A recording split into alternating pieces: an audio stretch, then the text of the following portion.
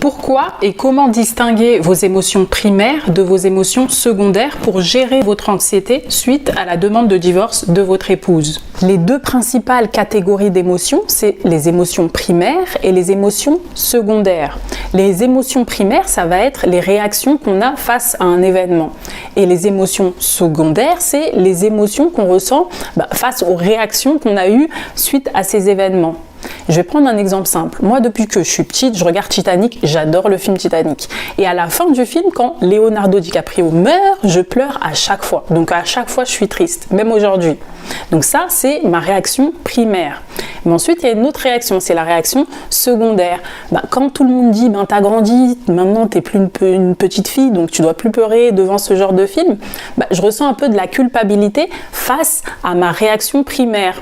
Et donc ça, c'est la réaction, l'émotion secondaire, la culpabilité suite à ma tristesse. Et c'est la même chose pour vous. Vous vous sentez triste parce que votre épouse vient juste de demander le divorce, vous ressentez de l'anxiété, ça c'est votre émotion primaire. Mais ensuite, vous avez une émotion secondaire.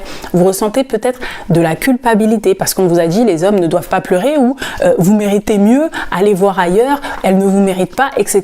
Tout le monde vous met ça dans votre tête, donc vous vous dites pourquoi est-ce que je suis triste en fait, parce que finalement je mérite peut-être mieux, et donc vous ressentez de la culpabilité. Et en réalité, c'est ça qui vous fait du tort, c'est ça qui vous rend encore plus anxieux, donc ça fait créer un effet boule de neige. Vous devez uniquement vous focaliser sur votre émotion primaire, qui est l'émotion la plus légitime qu'il soit. Vous ne devez pas vous battre contre cette émotion. Vous devez l'embrasser, la comprendre et agir en fonction.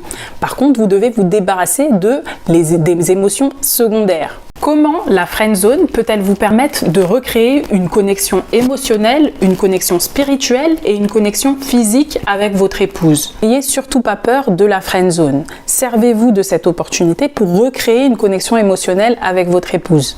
La friend zone, c'est peut-être problématique pour les personnes qui viennent juste de se rencontrer, donc pendant la phase de séduction, de dating, mais pas pour vous, parce que normalement vous avez déjà créé une connexion romantique, une relation romantique avec votre épouse. Un exemple simple. Vous avez deux pièces.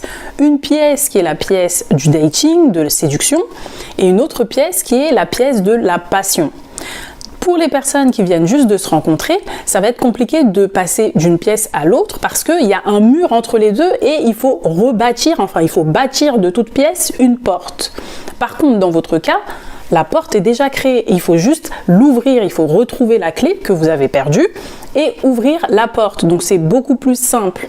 Donc servez-vous de la friend zone pour faire de nouvelles activités avec votre épouse et surtout lui montrer votre nouvelle façon de penser, que vous avez réellement changé. Il n'y a que comme ça que vous réussirez à la reconquérir. Pourquoi faire simplement du sport ou de nouvelles activités n'est pas suffisant pour reconquérir votre épouse? Si votre épouse vient juste de demander le divorce, on vous a très certainement déjà conseillé de prendre soin de vous physiquement, c'est-à-dire faire de nouvelles activités, faire du sport, vous relooker. Et tout ça, c'est très bien. Ça va peut-être permettre de vous sentir plus attirant ou d'oublier pendant un certain temps le choc émotionnel que vous venez de subir. Par contre, ça ne vous permettra pas de sauver votre mariage. Si vous voulez sauver votre mariage, vous devez faire un changement profond. Donc redéfinir qui vous êtes. Il va falloir modifier vos schémas de pensée. Il va falloir être beaucoup plus empathique, savoir vous mettre à la place de votre épouse pour comprendre ses douleurs, comprendre réellement ce qu'elle ressent. Changer uniquement physiquement, ça c'est un changement superficiel. Et si votre femme vous reprend uniquement pour ça, sachez déjà que votre réconciliation sera uniquement temporaire parce que vous n'avez pas réellement changé et au premier conflit, c'est sûr qu'elle voudra de nouveau se séparer. Pour tous ceux qui souhaitent aller plus loin, n'hésitez pas à télécharger dès maintenant mon e-book pour sauver et rebâtir votre mariage grâce à l'intelligence émotionnelle, en cliquant sur le lien dans la description et en renseignant votre prénom et adresse mail. À très vite!